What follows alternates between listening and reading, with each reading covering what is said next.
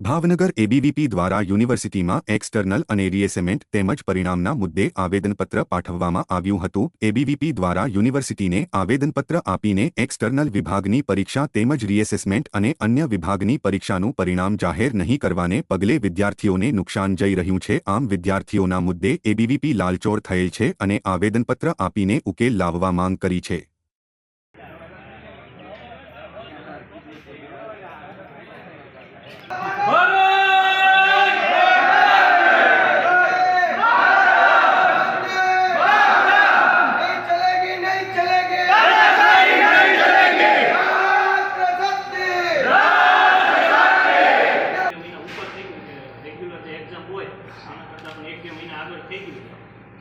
બીજી વસ્તુ એ કે આજે સરકારી કોલેજ છે એમાં વિદ્યાર્થીઓને સીટો તો ખાલી છે પણ જોતા વિષય નથી મળતા। અમુક સમાજશાસ્ત્ર કે એમાં થોડોક સીટ વધારો કરવામાં આવે તો એના માટે વધારે એમ જેમાં 300 સરબીસીમાં 700 પણ તેમને જે જોતા વિષય એ નથી લઈ શકતા।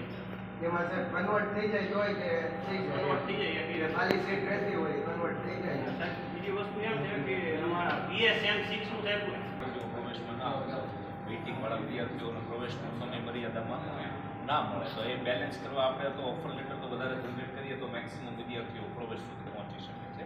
અને નમસ્તે, સત્યવીરસિંહ ગોહિલ, હાલમાં ભાવનગર વિભાગ સંયોજકની જવાબદારી।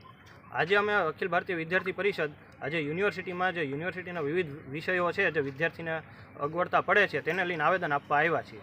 વિષયોમાં એવું છે કે હજી એક્સટર્નલ ડિપાર્ટમેન્ટની એક્ઝામ હજી એના કાંઈ નિયામક કે એવું કાંઈ બહાર જાહેર કરવામાં આવ્યું નથી। તેના લીધે એક્સટર્નલ જો પરીક્ષા પાછી જશે તો તે વિદ્યાર્થીઓને આગળ જતાં તકલીફ પડે એમ છે આગળના ભણવામાં કે ભણતરમાં। પછી BSM 6નું આપણે રીઅસેસમેન્ટનું રિઝલ્ટ ઘણો સમય થઈ ગયો પણ હજી રીઅસેસમેન્ટનું રિઝલ્ટ ન થયું, જેનાથી જે વિદ્યાર્થીને માસ્ટર્સમાં એડમિશન લેવું છે તે બધાને એડમિશન પાછું જાય તો તકલીફ પડે એમ છે।